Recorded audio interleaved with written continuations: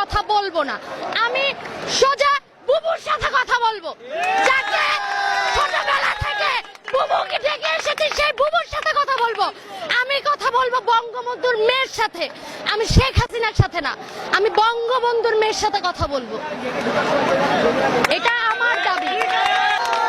আজ বঙ্গবন্ধু থাকলে দেশের এই পরিস্থিতি হতো না।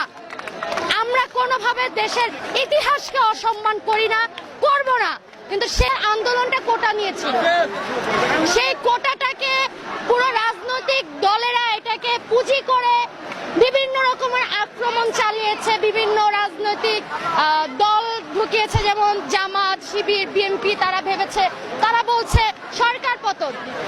আরেক দল ভাবছে আমরা তাদেরকে চাই না, আমরা তাদেরকে চাই না, আমরা সুষ্ঠু শাসন চাই।